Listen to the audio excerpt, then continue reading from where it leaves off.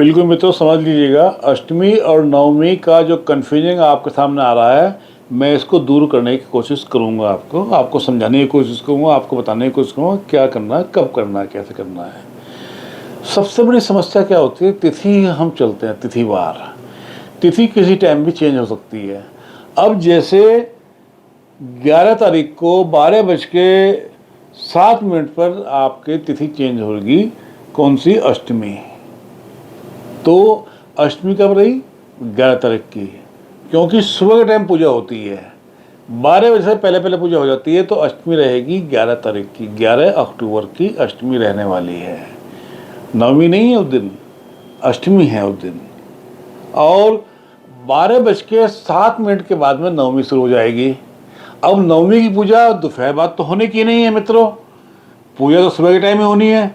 तो नवमी की पूजा होनी है 12 तारीख को सुबह 11 बजे से पहले पहले।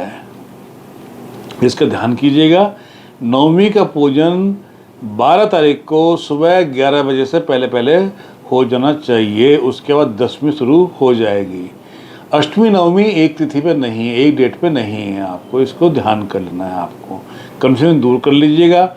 मैं फिर रिपीट कर दूं कि 11 तारीख को अष्टमी रहेगी 12:07 तक। तो सुबह पूजा कर लीजिएगा अष्टमी की। उसके बाद नवमी शुरू हो जाएगी। नवमी रहेगी 12 तारीख को 11 बजे तक रहेगी नवमी। उसके बाद दशमी शुरू हो जाएगी। तो 12 से पहले पहले नवमी का पूजन आप कर लें। ये अपना कन्फ्यूजन दूर कर लीजिएगा, इसको स्थिति को बड़ा स्पष्ट समझ लीजिएगा। अष्टमी और नवमी के फ़र्क को भी आपको समझ लेना चाहिए। तो ये फ़र्क आपने समझ लिया।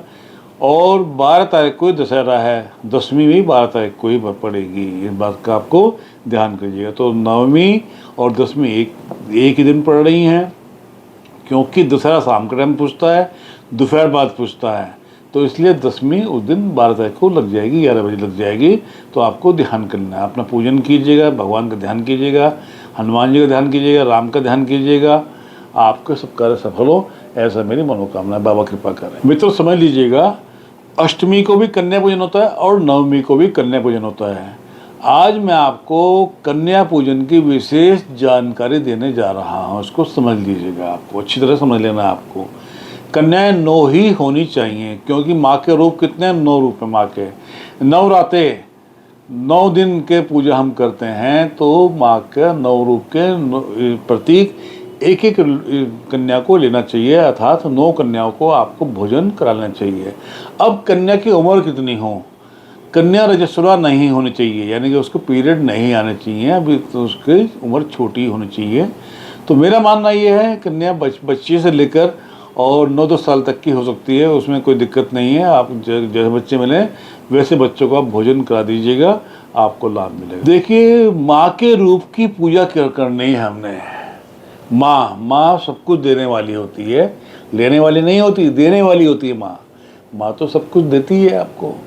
तो जो कन्या की पूजन आप कर रहे हैं, कन्या को भेंट स्वरूप पैसे दे सकते हैं, आप वस्त्र दे सकते हैं, जैसी आपकी श्रद्धा हो, जैसा आपका व्यवहार हो, वो आप उसको कर सकते हैं। पैसे दे सकते हैं, वस्त्र दे सकते हैं, मिठाई दे सकते हैं, फल फ्रूट आदि दे सकते हैं, चुन्नी दे सकते हैं, कलावा हाथ में बांध सकते हैं, जिसको मोलीश्री कहते हैं।